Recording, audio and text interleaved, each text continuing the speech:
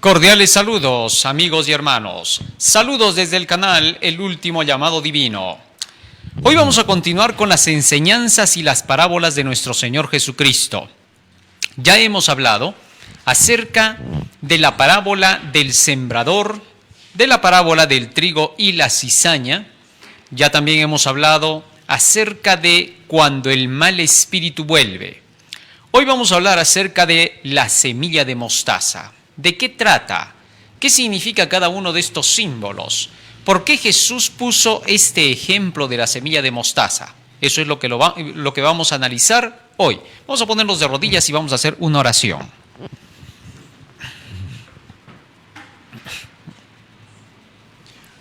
Bondadoso Padre que moras en los cielos, estamos agradecidos a ti porque nos das la vida y la salud, y te rogamos humildemente que tu presencia esté con nosotros para poder comprender el mensaje que tienes preparado para cada uno, porque te lo rogamos en el nombre de Jesús. Amén. Amén, Señor.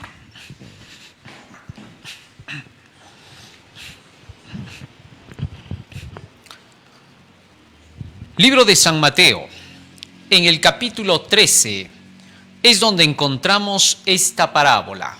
Vamos a leer lo que dice aquí la parábola de la semilla de mostaza. A decir verdad, esta parábola la encontramos en 3 libros. Está en Mateo, en Marcos y en Lucas.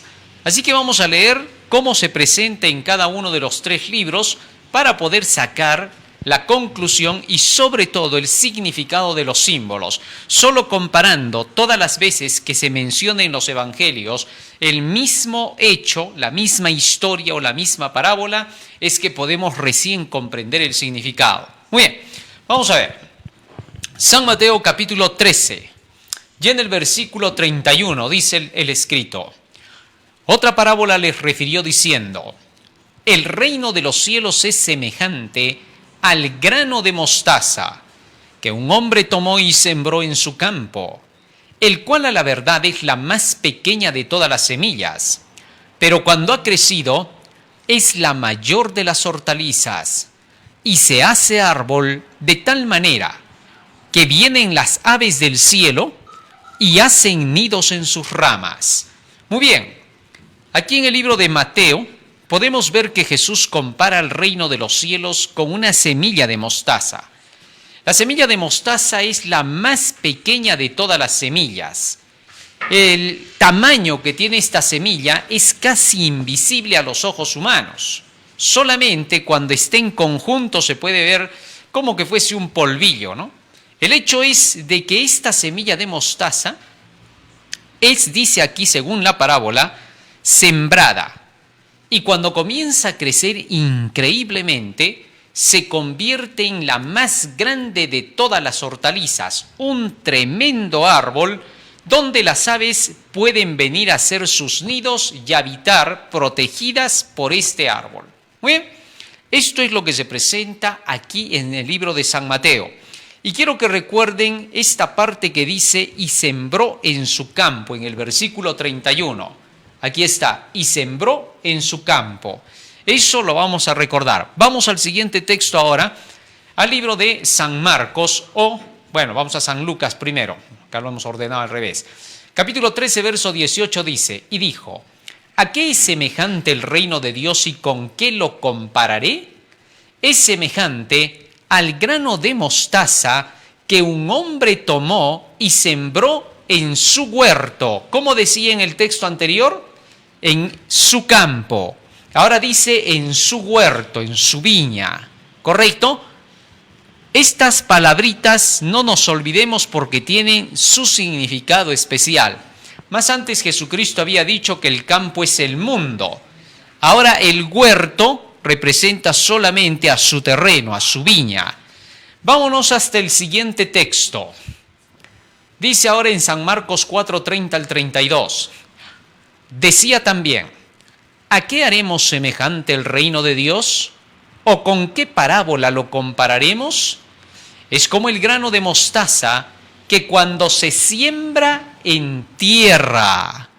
Fíjate ahora que ya no dice ni campo ni huerto, dice en tierra. Bueno, cuando habla de la tierra, obviamente se está refiriendo al ser humano, ¿no es cierto? A la persona, porque todos somos hechos de tierra. Adán fue hecho de tierra.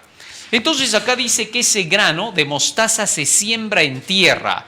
Y cuando se siembra es el más pequeño es la más pequeña de todas las semillas que hay en la tierra. Sin embargo, cuando sigue creciendo, ¿qué pasa?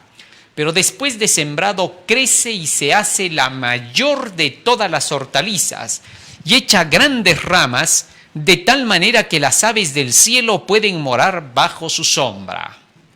Muy bien, estas son las tres presentaciones de la parábola de Jesucristo en relación con la semilla de mostaza. Ahora nos vamos a ocupar de poder descubrir qué cosa significa ese grano de mostaza, por qué se siembra en la tierra, por qué es tan pequeñita al principio y por qué llega a ser tremendo árbol en el cual pueden habitar las aves de los cielos. Muy bien, el primer punto que vamos a analizar sería aquí, ¿qué cosa es el reino de los cielos? ¿A qué se le llama en la Biblia el reino de los cielos? Vamos a ver. Libro de San Marcos, capítulo 1, versículo 14 y 15. San Marcos, capítulo 1, versículo 14 y 15. Dice allí la Escritura: después que Juan fue encarcelado, Jesús vino a Galilea predicando el evangelio del reino de Dios. ¿Qué cosa dice que vino Jesús predicando a Galilea? El evangelio del reino de Dios. O sea que entonces el reino de Dios viene a ser el evangelio de Dios. El evangelio es el evangelio del reino. Es el mensaje que viene de ese reino y todo aquel que lo recibe pertenece a ese reino. Diciendo, el tiempo se ha cumplido y el reino de Dios se ha acercado. Arrepentíos y creed en el evangelio. El mismo hecho de que Jesucristo haya venido a predicar el evangelio significa que el reino de los cielos había bajado y ahora se estaba manifestando a través del evangelio. Cuando tú aceptas el evangelio, estás aceptando el reino de los cielos. ¿Por qué? Porque estás aceptando las bases que te hacen pertenecer a ese reino. Todo aquel que estudia la Biblia está estudiando cómo poder entrar a ese reino, o por lo menos está estudiando de qué se trata ese reino. Y al aceptar el evangelio, tú aceptas el reino de los cielos en tu corazón y ya participas de ese reino desde el momento en que lo aceptas. Cuando Jesús estaba diciendo, ¿con qué compararemos el reino de los cielos? ¿Con qué compararemos la predicación del evangelio, la salvación de las almas? Y entonces Jesucristo comparó a este reino de los cielos, a este evangelio por el cual tú llegas a pertenecer a ese reino, con el granito de mostaza, con la semillita de mostaza. Muy bien. Ahora, ¿qué cosa es la semilla de mostaza? Eso es lo siguiente que tenemos que descubrir. Volvamos otra vez a la parábola. Dice, les refirió diciendo, el reino de los cielos es semejante al grano de mostaza. Vamos a descubrirlo. Libro de San Mateo, capítulo 17, versículo 20. Fíjense qué cosa es ese granito de mostaza. Jesús les dijo, por vuestra poca fe, porque de cierto os digo que si tuviereis fe como un grano de mostaza, o sea que a la fe la está comparando con el grano de mostaza. Interesante. O sea que en otras palabras, lo que va a sembrar este sembrador, el hombre que va sembrando, que ya hemos descubierto que representa a Jesús, ¿no es cierto? Libro de San Mateo, capítulo 13, vamos a ver. Libro de San Mateo, capítulo 13. ¿A quién representa el sembrador?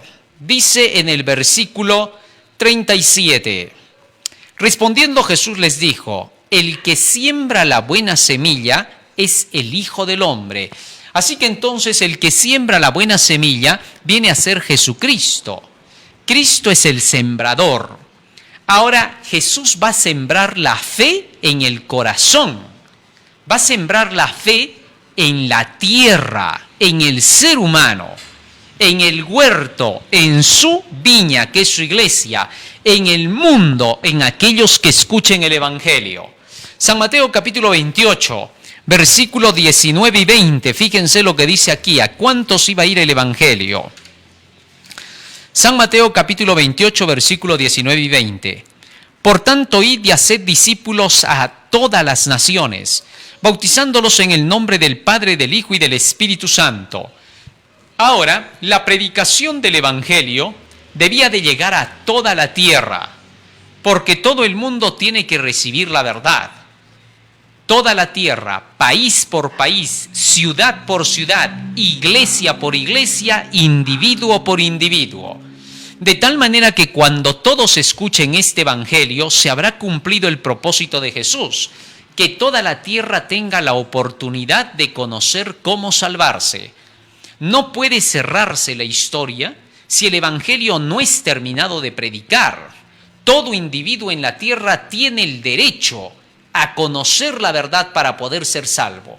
San Mateo capítulo 24, versículo 14 dice así: y será predicado este evangelio del reino en todo el mundo, para testimonio a todas las naciones, y entonces vendrá el fin. Según este pasaje bíblico, toda la tierra tiene que escuchar este evangelio. No debe haber uno solo que no lo escuche, para que todos entonces tomen la decisión de si se ponen de parte de la verdad o no se ponen de parte de la verdad. Antes de que una persona pueda aceptar al evangelio como la verdad, primero lo tiene que oír, porque si no lo oye, jamás sabrá si es correcto o no aquel evangelio del cual se dice que es el evangelio de la salvación. En el libro de Romanos, el apóstol Pablo ilustra ese hecho de la siguiente manera. Libro de Romanos, capítulo 10. Romanos, capítulo 10. Dice en el versículo 6. Quizás vamos a leer un poco más adelante para ir directo al punto. Vamos al versículo 14, 13 y 14. Porque todo aquel que invocare el nombre del Señor será salvo. Pero ¿cómo invocarán a aquel en el cual no han creído? Fíjate lo que está diciendo, ¿eh? ¿Cómo van a invocar, cómo van a buscar a Dios si no han creído en Él? Y luego sigue diciendo, ¿y cómo van a creer en aquel de quien no han oído? Antes de poder creer en Dios tenemos que escuchar de quién es Dios. Y para escuchar de quién es Dios tenemos que escuchar su palabra, su enseñanza de la Biblia. Porque solo cuando entendemos, cuando escuchamos la palabra de Dios y la entendemos, recién podemos saber quién es Dios y qué cosa es lo que enseña. Y luego sigue diciendo, ¿y cómo creerán en aquel de quien no han oído? ¿Y cómo oirán sin haber quien les predique? Así que entonces, antes de que una persona pueda oír y pueda creer, alguien se lo tiene que anunciar, alguien le tiene que predicar. Y entonces aquí el texto lo que está enseñando es que para que toda la gente en el mundo pueda llegar a creer en Dios y a saber quién es Dios, tendrán que escuchar su evangelio. Y solo después de eso se cierra la historia, porque entonces Jesús va a poder decir, todos conocían, cada uno hizo su decisión, les llegó la verdad con claridad, la pudieron entender, decidieron y ahora cierro la historia, unos a salvación y otros a perdición. Salvación, ¿qué significa? Los que eligieron un nuevo mundo mejor, aquí van a estar, esos son los salvados. Los que prefieren el mundo de la perdición, a este lado, para que vean en qué termina. Y la perdición significa que tú te matas solo. ¿Por qué? Porque en el terreno de la perdición, cada acción que tú realizas te va destruyendo, hasta que finalmente te elimina de pertenecer a este evangelio, al reino de Dios, a aquellos que han elegido un sistema de vida distinto. Ahora, ¿por qué elegirías un sistema de vida distinto? Bueno, sencillo. Porque tú llegarías a comprender que el sistema que Dios te ofrece es un sistema en el cual todo lo que hagas te va a traer beneficio. Gálatas capítulo 6, versículo 7. Fíjate lo que dice aquí el Señor. Libro de Gálatas capítulo 6, versículo 7. Y es en base a esto que funciona el Evangelio. Versículo 7 dice: no os engañéis, Dios no puede ser burlado, pues todo lo que el hombre sembrare, eso también segará. Las leyes de la causa y el efecto, de la acción y la reacción, son las leyes del gobierno de Dios, del reino de los cielos, donde cada acción que tú realizas va a producir una reacción. De tal manera que esa reacción tendrá que ser favorable no solamente para ti, sino para los que te rodeen en ese reino. A fin de asegurar la felicidad en el reino de Dios, Dios tiene que poner reglas y parámetros que hagan que cuando tú los cumples, te produzcan felicidad a ti y que también produzcan felicidad a la otra persona. ¿Comprendiste? Para llegar a ese punto, las leyes tienen que estar tan bien hechas que las reacciones a la obediencia de esas leyes puedan producir resultados positivos de armonía social para que el reino de los cielos pueda ser feliz para siempre. Muy bien. ¿Cómo se va a lograr eso?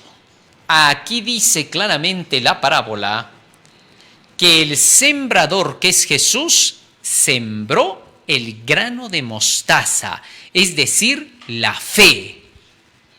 Bueno, y muchos se preguntan, ¿y cómo puedo yo tener esa fe? ¿De qué manera la puedo alcanzar? Se habla mucho de la fe. Todas las religiones te mencionan la palabra fe, pero no todas creen como dice la Biblia que es la fe. Ahí está el detalle por el cual tenemos que empezar. Fíjate en esto.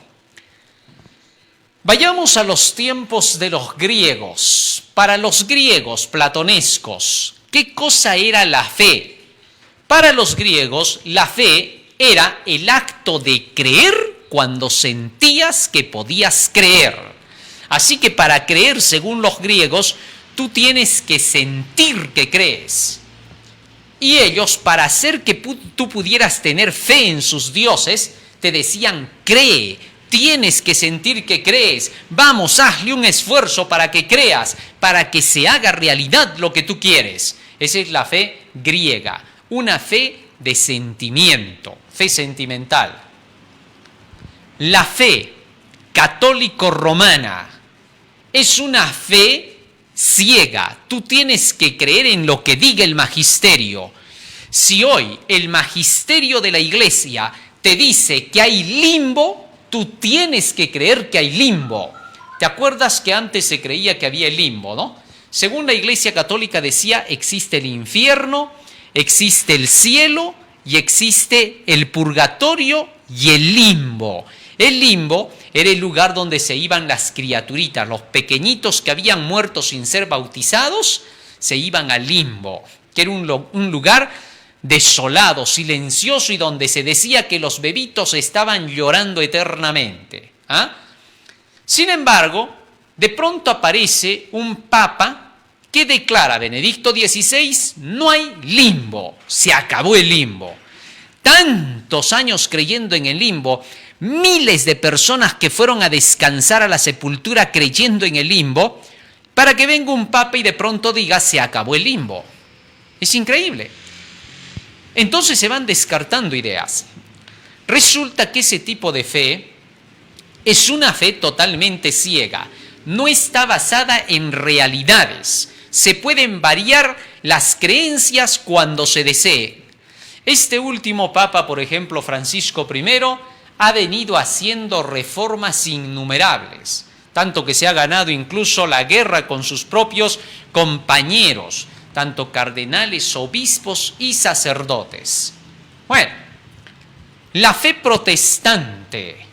Los protestantes, en su gran mayoría, han llegado a pensar que la fe es simple y llanamente un acto de creer.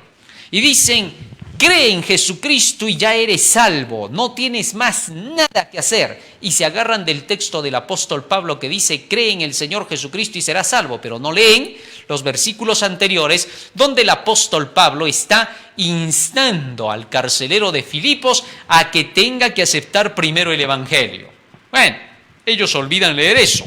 Tal es así que para ellos la fe solo es el acto de creer. Cree y punto. Si crees, ya estás tú salvado. Así de sencillo, sin haber llegado a entender nada del evangelio. Algo que es antibíblico. Ahora, la fe que se está presentando según esta parábola del granito de mostaza, ¿en qué se va a basar? A fin de que nosotros podamos llegar a alcanzar esa verdadera fe. Romanos capítulo 10, versículo 17. Fíjate de qué se trata la fe. Romanos 10, 17. No es tan complicada. Dice la Escritura, así que la fe es por el oír y el oír por la palabra de Dios. Interesante. Así que la fe viene, dice, por el oír de la palabra de Dios. Cuando tú vas leyendo este libro, entonces vas obteniendo la fe. Te vas llenando de fe, te vas llenando de creencia. La creencia completa de la Biblia es la fe en el Señor. Entonces, para que tú creas en este libro, Dios tampoco te ha dejado a que tú tengas que esforzar tu mente para tener que creerlo. No, todo lo que tienes que hacer es que cuando vas leyendo este libro y lo vas comparando tanto con la historia como con la realidad, tú llegas a ver que lo que este libro dice es verdad. Y cuando este libro te ha probado que lo que está declarando es verdad, entonces recién te dice ahora, ¿ya crees? Y tú vas a responder, claro, por las evidencias tengo que creer. Fíjate en esto. Viene por ahí un profesor y te dice así, 2 más 2 son 4. Y tú le dices, ¿pero por qué, profesor? Bueno, porque lo digo yo, pues, porque soy el profesor. Y tú le dices, no. Eso me lo puede decir cualquiera. ¿Sabes por qué? ¿Por qué? Porque mi papá me ha dicho que 2 más 2 son 5. Ahora tú vienes y me dices que 2 más 2 son 4. Va a venir mi tía y me va a decir que 2 más 2 son 6. ¿En qué quedamos? Entonces yo no te creo simplemente porque lo digas. Entonces el profesor le dice, a ver, vamos a ver cuánto es 2 más 2. Aquí cuántos dedos tengo. 1, 2, muy bien. Acá cuántos tengo. 2 también. Ahora los vamos a juntar. ¿Cuántos hay? 4. Ahora sí, me demostraste que 2 más 2 son 4. Las evidencias son concluyentes. No puedo negar la sabiduría. Así sucede con las cosas de Dios. A medida que tú vas estudiando la Biblia, vas encontrando la suficiente evidencia como para poder creer lo que está diciendo. Ya sea que la busques por el lado de la arqueología, donde te vas a encontrar las ciudades mencionadas en la Biblia, donde te vas a encontrar restos de cosas que menciona la Biblia, pero por sobre todo vas a ir por el lado que Jesús declaró que sería el básico para que puedas obtener la fe. San Juan capítulo 14. San Juan capítulo 14. Versículo 29. Dice la Escritura, y ahora os lo he dicho antes que suceda, para que cuando suceda, creáis. El Señor ha declarado cosas antes de que sucedan en la realidad, para que cuando sucedan estas cosas, tu fe pueda nacer en ti, para que creáis, por eso dijo. Dios no quiere que creas ciegamente en Él. ¿Sabes por qué? Porque si tú hubieras nacido entre los hindúes, estarías creyendo en este momento ¿en quién? En Buda. Si tú hubieras nacido entre cada una de las religiones paganas, los brahmanistas, los shintoístas, etc., tú creerías en las divinidades de ellos. Ese tipo de creencia no sirve. No es la creencia que Dios quiere que tengas. La creencia que tú vas a tener es una creencia nacida de la evidencia bíblica. Por ejemplo, cuando lees acerca de Moisés y de pronto buscas a través de la arqueología, a través de las pruebas que se han encontrado, encuentras evidencias de la existencia de este personaje. Encuentras evidencias de la salida de los hijos de Israel hacia el Mar Rojo, porque te encuentras cada parte de lo que la Biblia menciona.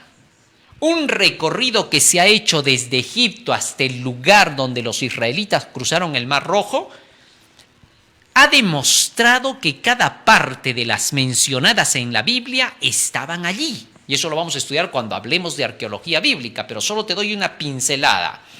La Biblia dice que mientras los israelitas viajaban, yendo camino del Mar Rojo, que iban a cruzarlo, pasaron por un lugar donde habían 70 palmeras. Bueno, por años esto no se había encontrado. Hasta que de pronto fueron hasta el lugar para poder investigar los lugares por donde habían pasado estos israelitas, y hasta el día de hoy quedan los restos y el lugar de las 70 palmeras. Y eso es algo que solo la Biblia lo estaba mencionando. Ahora, ¿por qué te digo eso? Para que veas que los hechos que las historias bíblicas cuentan se cumplen, están allí y prueban que en realidad estas historias eran reales. Y así puedes repasar gran parte de la Biblia, como por ejemplo la caída de los muros de Jericó, y te vas a encontrar que hasta el día de hoy en el lugar de Jericó se nota que el muro está derrumbado. Así podríamos mencionar más detalles que van a ir confirmando la existencia de las cosas que la Biblia menciona. Pero por sobre todo eso, la parte profética, los asuntos que Dios habla del futuro. Cuando estudias las profecías, te vas dando cuenta que cada profecía se fue cumpliendo con exactitud. Solo para muestra un botón. La profecía de Daniel capítulo 2 te habla de 4 imperios que iban a existir en la historia y que hacia el final del tiempo se volverían a unir naciones formando un solo bloque mundial. En Daniel 2 se dice, para los tiempos de Daniel, que la primera nación era la nación donde estaba viviendo Daniel y que en ese tiempo era la primera potencia mundial, Babilonia.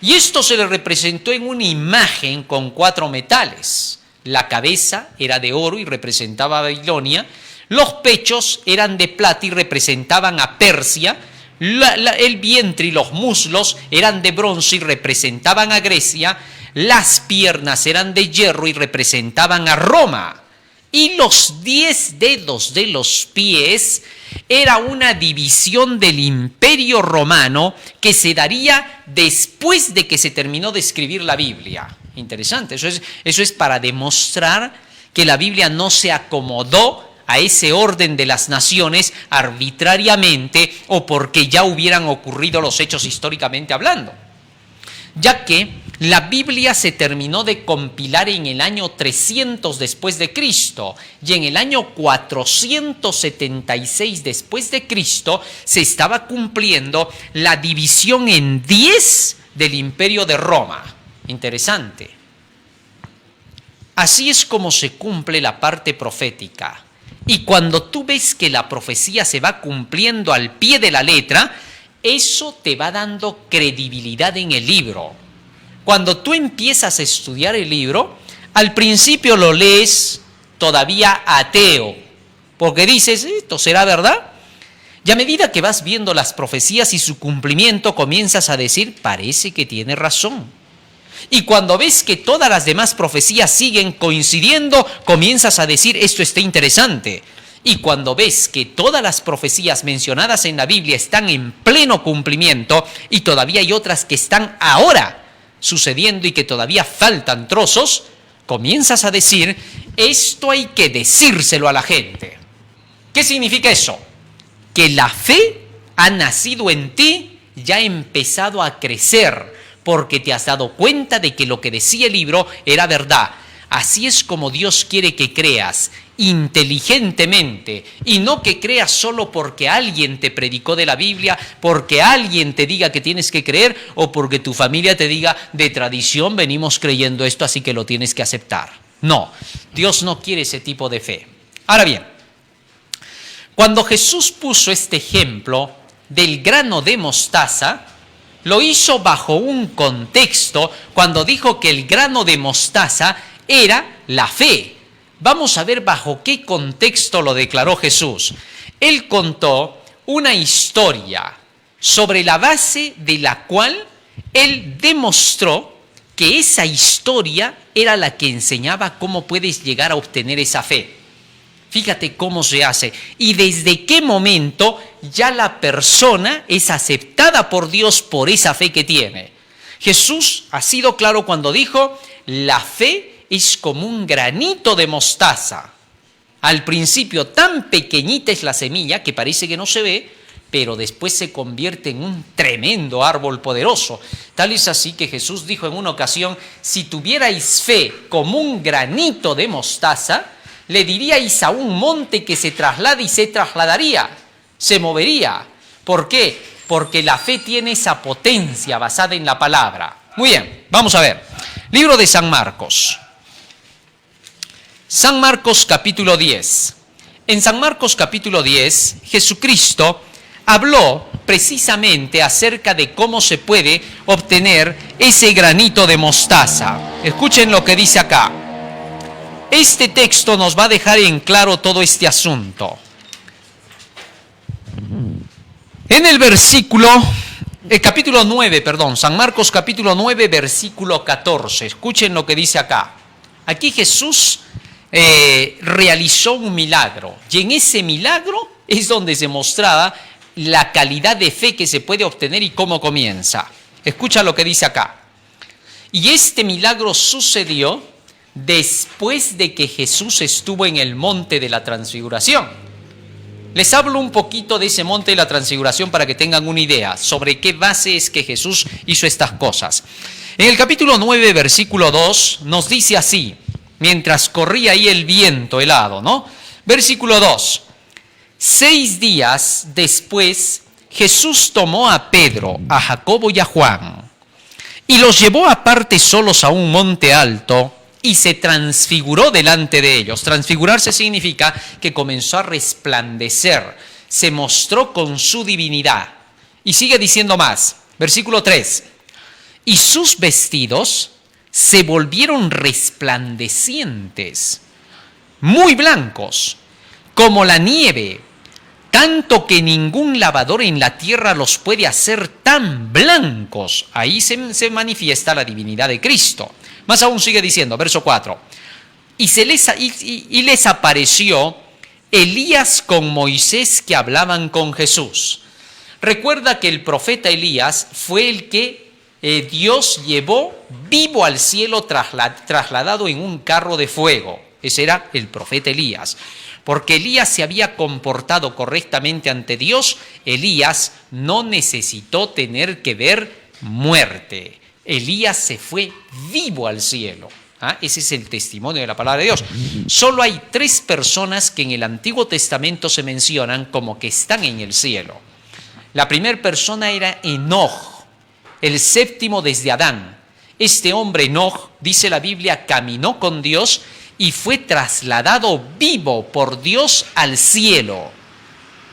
El segundo personaje es el profeta Elías, que se fue también en el carro de fuego vivo al cielo. Y el tercer personaje es Moisés. Moisés murió, pero dice la Biblia que el arcángel Gabriel vino a contender por el cuerpo de Moisés y se lo llevó al cielo. Y por eso en el monte de la transfiguración, resucitado ya Moisés, está en el cielo y se le vio junto con Elías, uno a su derecha y otro a su izquierda. Ahora, el momento en que aparecen estos 2 personajes, dice la Biblia en el libro de San Lucas, capítulo 9, versículo 30, ¿para qué se le aparecieron a Jesús? No pierdan San Marcos, capítulo 9, porque vamos a regresar ahí. Solo vamos a leer qué cosa pasó cuando ellos aparecieron ante Jesús.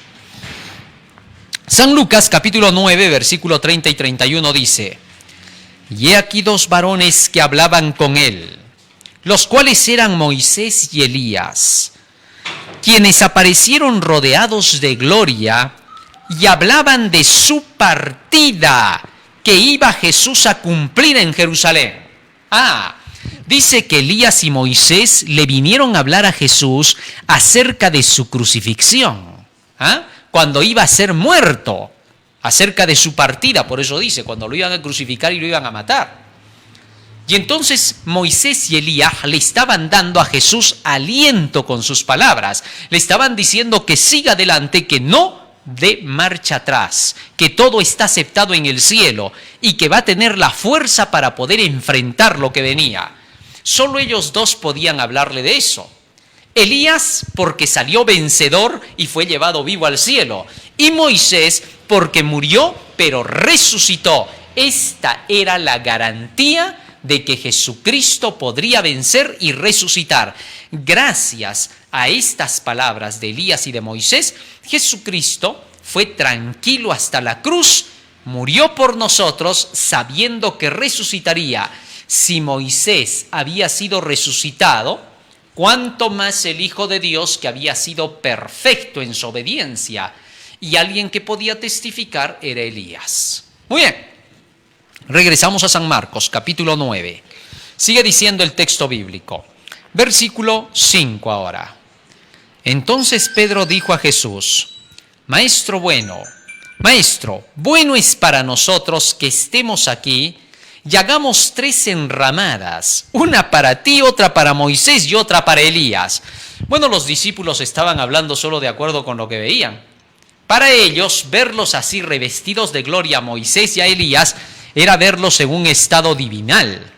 Y por eso dijeron: vamos a hacer acá 3 enramadas, como se les hacían para los grandes dioses de la antigüedad, según las creencias mitológicas.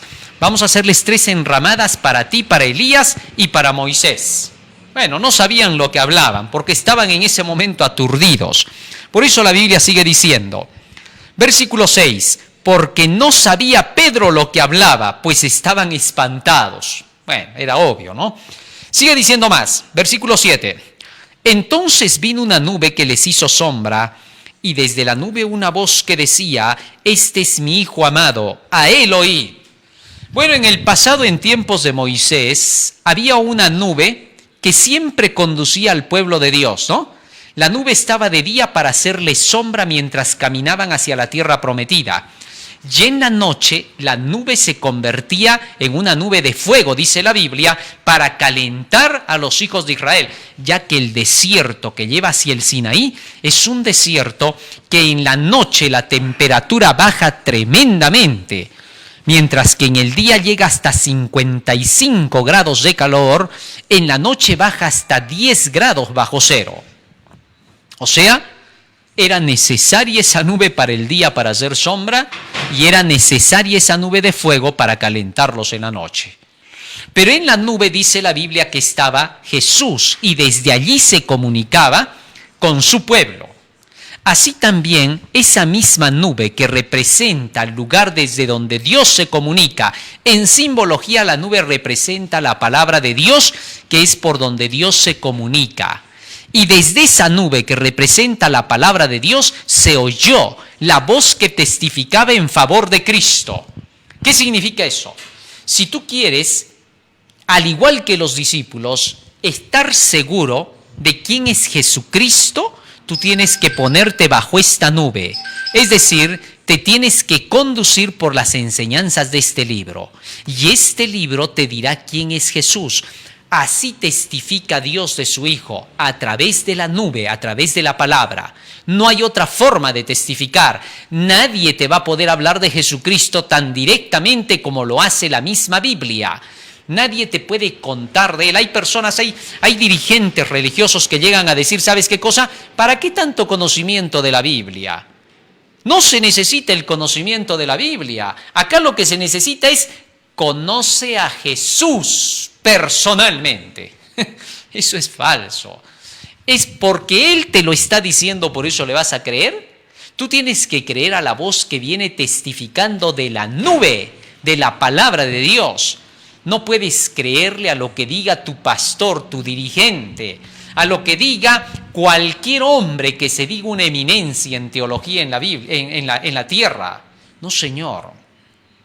Para que tú creas la verdad, tú tienes que dejar que esta verdad de la Biblia testifique acerca de Jesucristo. Fíjate lo que dice aquí en el libro de San Juan, capítulo 5. Siempre que tú quieras saber quién es Jesús, no vayas al cura, no vayas al pastor, no vayas al teólogo. Corre a la Biblia. La Biblia te va a hablar directamente acerca de quién es Cristo. Por eso, los que predicamos el Evangelio, solo te vamos mostrando cómo se va entendiendo el símbolo y el significado, para que tú te intereses por el libro. El trabajo del predicador es hacerle propaganda al libro, nada más. Por eso se dice, predica el Evangelio. Predicar el Evangelio es predicar este libro, la Biblia. Desde el Génesis hasta el Apocalipsis, todo este libro se llama el Evangelio. Por eso es que para que tú puedas llegar a creer en Jesucristo, tú tienes que llegar a este libro guiado por aquel que te ha predicado, para que tú vayas por ti mismo y descubras la verdad. Como en una ocasión, ¿no? Felipe dice que fue y le dijo a Natanael, ¿sabes qué, Natanael? Los dos eran discípulos de Jesús, cuando recién se estaban acercando a él. Y le dijo Felipe a Natanael, ¿sabes qué? Hemos encontrado a ese que las profecías antiguas dicen que sería el Mesías. Y Natanael le dijo a Felipe, ¿ah, sí? ¿Y quién es? Bueno, es Jesús de Nazaret. Y entonces Natanael le dice, ¿y de Nazaret puede salir algo de bueno? Quiso discutir. Bueno, Nazaret era el peor de los lugares, por así decir. ¿Por qué? Porque Nazaret era conocido porque era una pequeña ciudad aldea donde parecía que se hubieran inventado las malas palabras, donde parecía que toda la corrupción se había inventado. Ahí, en ese lugar, Jesucristo se mantuvo puro. Pero como era tan proverbial el pueblo de Nazaret, Natanael rápidamente le dijo a Felipe, ¿de qué me estás hablando? O sea, ¿me estás diciendo que el Mesías está saliendo de Nazaret? Por favor, ¿de Nazaret puede salir algo de bueno?, dijo Natanael. ¿Y saben qué hizo Felipe? No discutió. Le dijo, mira, ¿sabes qué? Hagamos una cosa. Ven y ve por ti mismo. Y lo llevó hasta Jesucristo.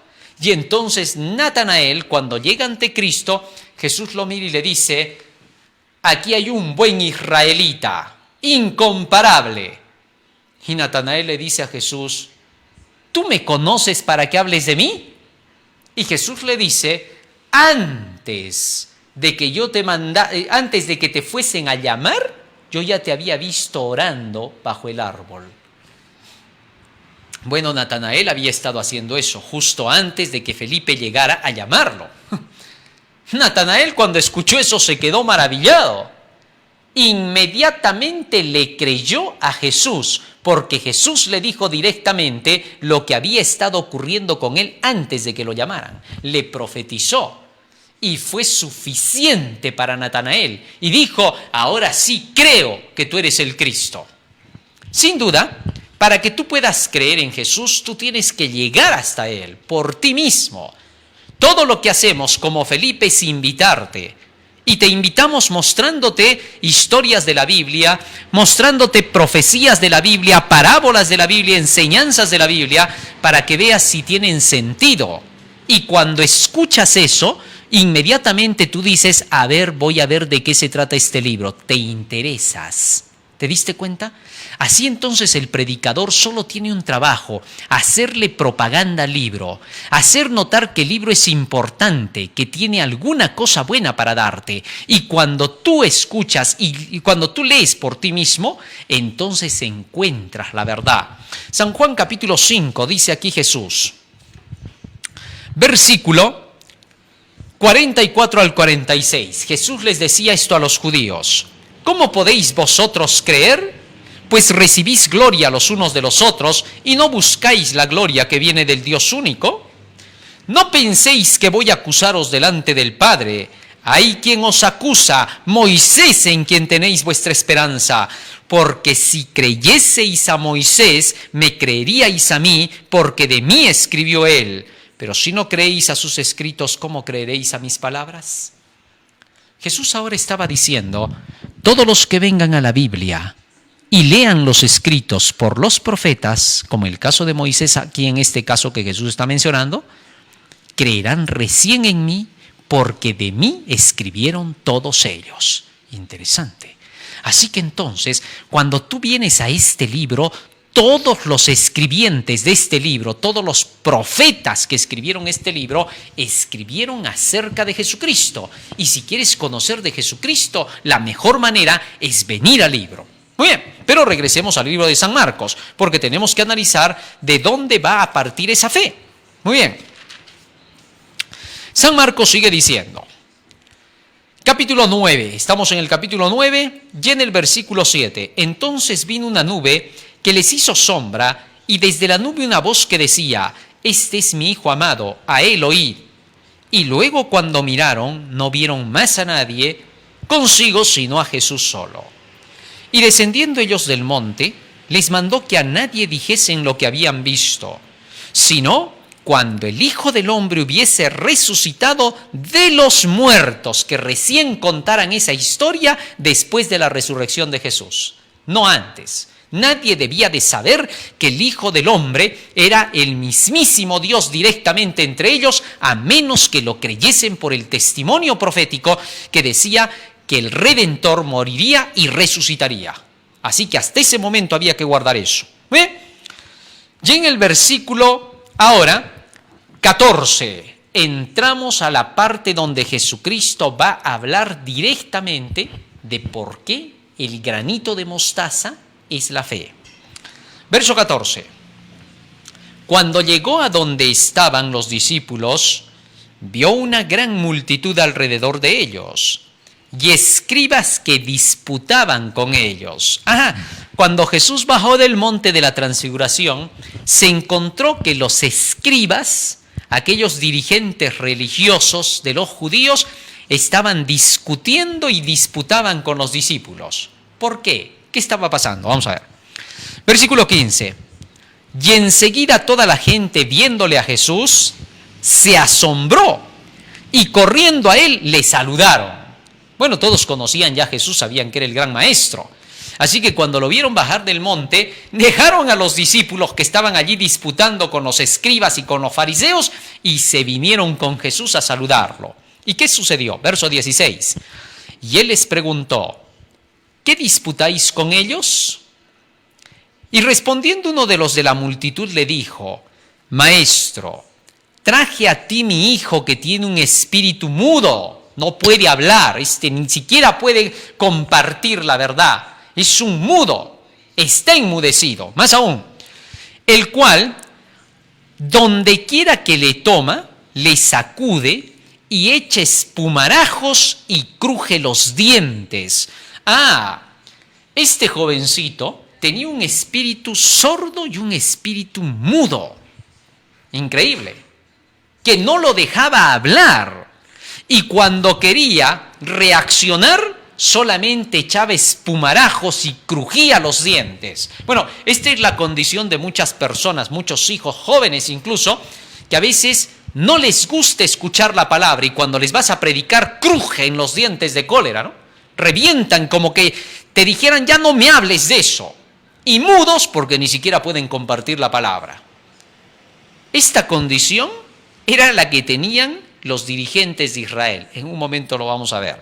Sigue diciendo más. Versículo 18. El cual donde quiera que le toma le sacude y echa espumarajos y cruje los dientes y se va secando. Y les dije a tus discípulos que lo echaran fuera y no pudieron. Interesante. Dice que ahora este padre les dijo a los discípulos, por favor, curen a mi hijo, saquen ese demonio que tiene sordo y mudo. Por favor, ayúdenlo. Enséñenle algo para que aprenda a hablar la palabra, para que pueda oír el mensaje. No quiere escuchar, prefiere las diversiones, las fiestas, los placeres. Es un sordo y mudo. Así hasta el día de hoy hay mucha gente, muchos jóvenes, sordos y mudos a la verdad.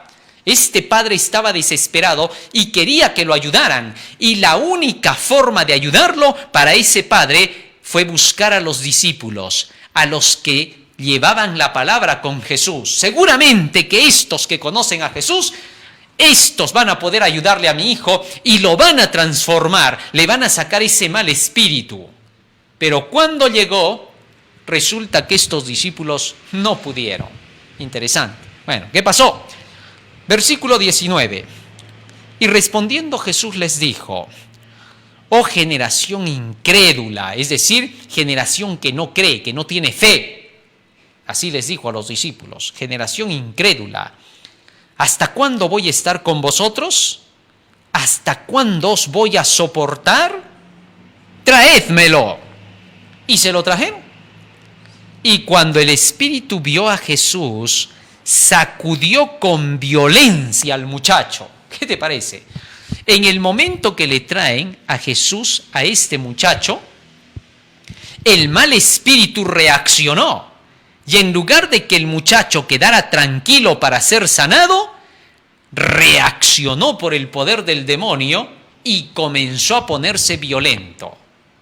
Bueno, así pasa con muchos cuando se les lleva a la iglesia, se les lleva para que escuchen el evangelio, inmediatamente cambian de cara como a decir: ya me están obligando, acá ya demasiado, ¿qué cosa ya es? ¿De qué va a hablar? Eso es el mal espíritu, el espíritu de la sordera y de la mudez. Pero bueno, sigue diciendo acá, versículo 20.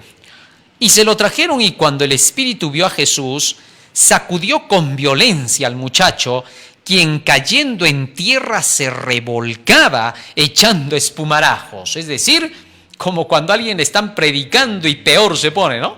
Parece que ya no quisiera saber nada. Ya me estás metiendo la religión por las orejas. Todo el día estás con eso, todo el día me molestas. ¿Qué tanto con tu Biblia? Así pasó, ¿no? Bueno, es una reacción que siempre se va a dar. Hasta delante de Jesús pasó, pero ¿quién estaba detrás de ese mal espíritu? O sea, eso había que sacar. Y los discípulos no pudieron hacerlo, mas Jesucristo con su palabra lo iba a hacer. ¿Qué les faltaba a los discípulos? En un momento vamos a ver qué les faltó. Sigue diciendo acá, versículo 21. Jesús preguntó al Padre: ¿cuánto tiempo hace que le sucede esto? Y él dijo: desde niño. Y muchas veces le echan el fuego y en el agua para matarle. Pero si puedes hacer algo, ten misericordia de nosotros y ayúdanos. Oigan, este padre ya no creía en nada. Fíjense ahora lo que le dijo a Jesús. Mira, le dijo: ya desde niño lo fastidia este espíritu, lo manda al fuego, lo manda al agua. Pero ya no me preguntes tanto. Parecía que Jesús tampoco no podía, ¿no? ¿Te diste cuenta de la forma en que Jesús estaba actuando? Comenzó a conversar con el Padre diciendo: ¿desde cuándo sucede esto? Jesús no hacía eso normalmente. Cuando le traían un enfermo, inmediatamente ponía la mano, daba la orden y se sanaba. ¿Por qué ahora Jesús parecía tan bien que no pudiera por un momento? No era eso. ¿Qué estaba haciendo Jesús? Estaba motivando al Padre a volver a creer. Ya lo había visto tan dudoso que ahora había que sacarle la duda. El Padre, si Jesús no le hubiera hecho esa conversación, hubiera podido hacer creer que en todo momento tuvo fe en Jesús. Pero no, acá se notaba que el padre ya había perdido la fe también. A veces hay padres que cuando ven que sus hijos ya no aceptan el evangelio, ya no acepta la esposa, ya no acepta a nadie en la casa, terminan por desanimarse, ¿no? Y dicen: bueno, ya les he predicado, les he dicho de todo, no me escuchan, no hacen caso, me voy al mundo y voy a ser peor que estos, ya que no quieren escuchar el evangelio. Oiga, y hay gente que se desanima, deja la verdad porque los otros no lo quisieron escuchar. Pero acá Jesús iba a demostrar que así no se hacen las cosas. Y entonces sacó a luz primero la condición del hombre. ¿Y cómo estaba este hombre? Ya no creía, había perdido toda la esperanza. Esa fe que tuvo cuando trajo a su hijo para presentarlo ante los discípulos ya se desapareció. ¿Qué significaba eso? Que esa fe que tenía al principio no fue suficiente, no era la fe que se necesitaba. Jesús le iba a dar la verdadera fe. ¿Cómo iba a ser eso? Vamos a ver. Sigue diciendo acá. Jesús entonces le preguntó al Padre, volvemos al versículo 21 para entender. Jesús entonces preguntó al Padre, ¿cuánto tiempo hace que le sucede esto? Y él dijo, desde niño. Y muchas veces le echa en el fuego y en el agua para matarle, pero si puedes hacer algo, ten misericordia de nosotros y ayúdanos. Y Jesús le respondió, versículo 23, si puedes creer, al que cree todo le es posible. ¡Ajá! Jesús ahora había sacado primero al espíritu de la duda del Padre. De nada iba a servir el asunto si el Padre no tenía fe. Cuando el Padre escuchó esto, inmediatamente se quedó pensativo y dijo, ¿cómo? O sea, por mi culpa mi hijo no se va a sanar. Claro, si me está diciendo si tienes fe se va a sanar. Solo con fe todo es posible. Pero ahora veo que tú no tienes fe. No sé para qué me traes a tu hijo si no crees en que lo voy a poder curar. Tienes que creer. Ahora el Padre se deshizo, se derritió.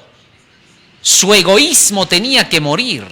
Si no moría su egoísmo, no se lograba nada. Y ahora, ¿cómo moría ese egoísmo? ¿De qué manera podía volver a creer este hombre? Si los discípulos no habían podido hacer nada, se supone que eran hombres de Dios. Entonces ahora en su desesperación el hombre, ¿qué responde? Versículo 24. E inmediatamente el padre del muchacho clamó y dijo. Esa partecita clamó y dijo significa que el hombre había entrado en angustia. Era como que dijera, ¿qué hago? Tus discípulos no han podido. Las evidencias me dicen que no se puede. Debo creer en ti que eres su maestro. ¿Qué les has enseñado? Clamó. Ahora se daba cuenta que su egoísmo podía malograrlo todo. Y entonces dijo lo que se llama la semillita de mostaza. Fíjate lo que dijo. Creo, ayuda mi incredulidad. ¿Cómo? ¿Estás entendiendo lo que está diciendo? Creo, ayuda mi incredulidad. En otras palabras, quiero dejar de ser incrédulo. Ayúdame, quiero creer. Creo, sacó fuerzas del interior porque ya estaba incrédulo. Y entonces dijo, creo. ¿Alguna vez te ha pasado que tú quieres decir, sí, yo quiero creer en el Señor, pero es que no sé cómo hacerle para creer? Eso estaba pasando él. Creo, ayuda a mi incredulidad, saca la incredulidad de mí. Bueno, había que sacar ahora 2 demonios. El de la incredulidad del padre y el demonio sordo y mudo del hijo. Esto era lo que estaba trayendo todo el mal. Sin duda, cuando Jesús estaba por sanar a este joven, estaba dando una lección a toditos los que estaban allí presentes, desde los dirigentes hasta el último de los discípulos. Algo estaba mal y era que no estaban creyendo como debía de ser. Y entonces cuando el hombre dijo eso, fíjate lo que pasó, de inmediato. Y cuando Jesús vio que la multitud se agolpaba, reprendió al espíritu inmundo diciéndole, espíritu mudo y sordo, yo te mando, sal de él y no entres más en él. Interesante. Ahora Jesucristo iba a demostrar su poder, su divinidad. ¿Qué cosa hizo? De inmediato, cuando vio que la gente se agolpaba, porque todos se venían, ese momento era crucial. Y Jesús vio que había harta gente y dijo, este es el momento. Es ahora cuando tengo que hablar, para que todos puedan creer. Jesús siempre que buscaba predicar trataba de llegar al máximo que podía de gente, a todo lo más que se pudiera, que pudiera llegar su mensaje y ser compartido en todos los lugares. Así que entonces, ¿qué hizo Jesús? De inmediato le dio la orden al mal espíritu. Espíritu inmundo, sal de él, espíritu mudo y sordo. Desde ese día este joven ahora testificaría acerca de Jesús. Desde ese día este joven ahora gustaría de oír a Jesús. Y desde ese día Ahora, este mal espíritu no volvería a entrar más en él. ¿Por qué? Por algo que dijo Jesús. Yo te ordeno, te mando, sal de él. ¿Sabes? La palabra de Jesucristo tiene ese poder. Cuando tú te llenas de este libro, aquí están los mandamientos de Dios. Y ahora hay algo grande que tienes que entender. Y escúchalo bien. Oído, abre tus oídos como nunca. Deja de ser sordo y deja de ser mudo. Escucha bien. Cuando Jesús dio el mandamiento, yo te ordeno, sal de él. ¿El mandamiento a quién estaba yendo? ¿Te acuerdas? ¿Estaba yendo al joven? No, estaba yendo al espíritu inmundo, mudo y sordo. O sea, cuando los mandamientos de la ley de Dios llegan a ti, ¿de qué te sientes mal? ¿Por qué dices mucho pide? No, si no es a ti a quien se está ordenando. Se le está ordenando a todo lo malo que hay en ti que se deshaga. Cada mandamiento harás y no harás va contra esos malos espíritus para que te dejen en paz, para quedar libre. Los mandamientos de Dios dan libertad, alegran el corazón. Salmo 119, versículo 45 dice, y andaré en libertad porque busqué tus mandamientos. Así que los mandamientos de Dios no habían sido simplemente para que tú digas los voy a obedecer. No, los mandamientos de Dios son para sacar a eso que no te deja obedecer. Cuando Dios da las órdenes te está liberando. Pero Satanás te quiere hacer creer lo contrario, que cuando Dios da mandamientos te está esclavizando. Usted se las sabe todas. ¿Y entonces qué pasó? Versículo 26. Entonces el espíritu, clamando y sacudiéndole con violencia, salió y él quedó como muerto. De modo que muchos decían, está muerto. Pero Jesús, tomándole de la mano, le enderezó y le levantó. Cuando él entró en casa con sus discípulos, le preguntaron aparte, ¿por qué nosotros no pudimos echarle fuera? Miren lo que preguntaron ahora los discípulos. Vamos ahora a San Mateo capítulo 17 para que veamos ahí la respuesta que dio Jesús, porque acá no se les dice toda la respuesta. Dice, y les dijo, este género con nada puede salir sino con oración y ayuno, pero no dice toda la respuesta. Pero cuando vamos a San Mateo 17, donde encontramos la misma historia, la misma parábola, fíjate lo que dice. San Mateo capítulo 17. Por eso es bueno comparar todas las historias que hablan de lo mismo en la Biblia para entender un poquito acá, otro poquito allá. Así se estudia la Biblia. Estas son las formas más claras. Las parábolas y las enseñanzas de Jesús te van a demostrar cómo Jesús utilizaba las Escrituras y cómo debemos usarlas nosotros. San Mateo capítulo 17. Dice así, versículo 19. Viniendo entonces los discípulos a Jesús, aparte le dijeron, ¿por qué nosotros no pudimos echarlo fuera al demonio? Y Jesús les dijo, por vuestra poca fe. Lo que tenían era poca fe, poca creencia de la verdad, poco conocimiento, poco estudio, no se dedicaban a estudiar como debían, no estaban llenos de la palabra. ¿Qué le iban a ayudar a alguien que no quiere escuchar el Evangelio, a alguien que no quiere predicar el Evangelio? ¿Qué le iban a ayudar estos si ellos mismos no conocían cómo guiarlo a la Biblia? Para que tú guíes a otro a la Biblia, tienes que conocer la Biblia para saberla propagandear, para que la puedas defender, entre comillas, para que la otra persona crea lo que le estás enseñando. Así que Jesús les dijo, lo que pasa es que ustedes tienen poca fe. Pero lo que interesa ahora viene acá. Sigue leyendo. Por vuestra poca fe, porque de cierto os digo que si tuviereis fe como un grano de mostaza, diréis a este monte, pásate de aquí allá y se pasará, y nada os será imposible. Pero este género no sale sino con ayuno y oración. Interesante. Así que entonces Jesús les dijo a los discípulos, el problema con ustedes es su falta de conocimiento. Debían de estar más llenos de fe y hubieran podido hacerlo. ¿Por qué? Porque la fe comienza, como ya les mostré, dijo Cristo en la ilustración de este hombre.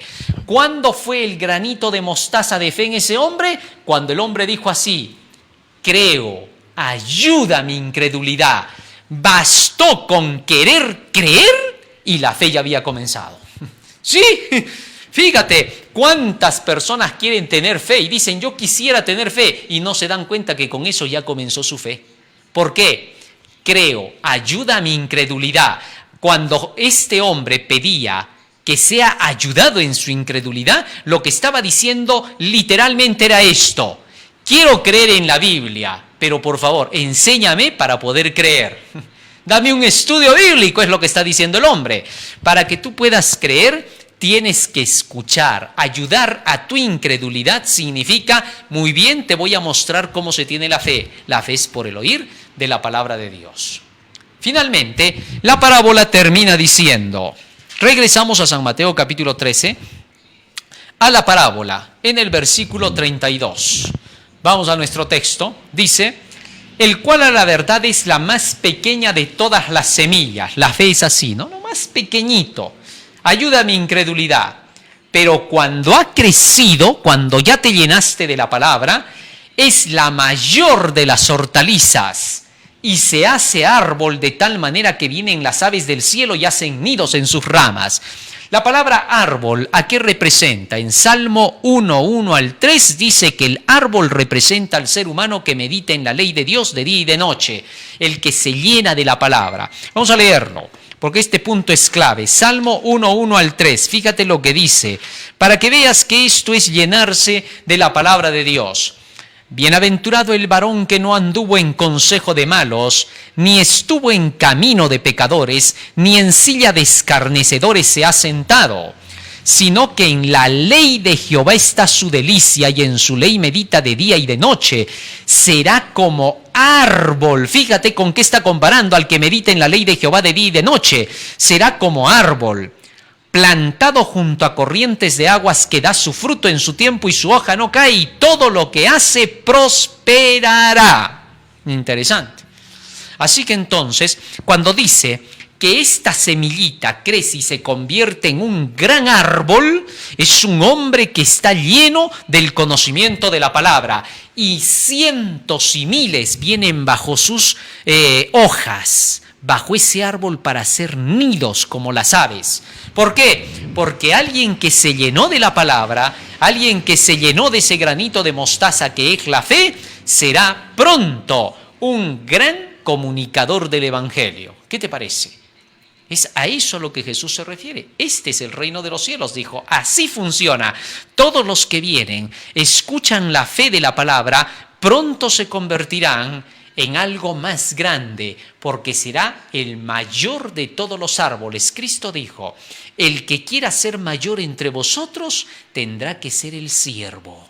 Cuando tú vienes primero a servir a Cristo, aprendiendo de Él en su palabra, luego te haces tú el mayor. No hay más grande en el cielo que aquel que primero es siervo. Primero tienes que aprender a servir como Dios te dice, para que Él te haga grande. Y te convertirás en el árbol más grande, habiendo sido la semilla más pequeña. Dios quiera que cada uno de nosotros podamos llegar a alcanzar ese nivel. Vamos a pedirle a Jesús en oración que Él nos ayude para atesorar sus palabras, su fe en nuestro corazón, para que se cumpla lo que dice Primera de Juan 5:4.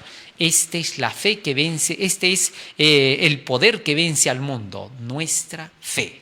Vamos a orar. Bendito Padre que moras en los cielos, estamos agradecidos a ti porque nos has dado a conocer tu palabra en el día de hoy. Y te rogamos, Padre Santo, que todo lo que nos has enseñado quede grabado en nuestra mente y corazón y que sea el motor que impulse nuestras acciones. Padre Santo, en tus manos nos encomendamos, por los méritos de Jesús, tu Hijo amado. Amén. Amén, Señor. Muy bien, querido hermano, hoy día hemos aprendido una parábola más, la parábola de la semilla de mostaza. Y no te olvides, estamos en Face, estamos en Twitter, estamos en YouTube a través del canal El Último Llamado Divino. Y también estamos a través del hashtag del Último Llamado Divino y a través del Departamento de Publicaciones del Tercer Ángel del Último Llamado Divino. También nos encontramos en la AUA, Asociación de Universitarios Adventistas. Allí también estamos pasando todos los temas a través del canal El Último Llamado Divino. También estamos a través de Radio Líder a las 5 de la tarde y estamos con los temas de parábolas y enseñanzas de Jesús. Así que allí estamos también retransmitiendo todos los temas para que toda la localidad pueda tenerlos. Estamos a través del magazine de Buena Fuente. Allí estamos pasando los temas de Daniel y el Apocalipsis y temas profundos de la Biblia. Estamos también a través de YouTube a las 9 y a las 3 de la tarde con Daniel y el Apocalipsis. Para todos los hermanos que quieran aportar y ayudar a este canal, todos están bienvenidos y les vamos a hacer saber a través de qué canales nos pueden apoyar, porque varias personas nos están diciendo qué podemos hacer, queremos participar en esta obra. Ya les vamos a avisar. Mientras tanto, corre la voz, por favor, haz que esto se viralice, predícales a tus amigos, a los pastores de las iglesias, hermanos, donde quiera que llegue este mensaje, llevará salvación. Haz que esta obra se termine pronto y que Cristo vuelva. Que el Señor te bendiga. Amén.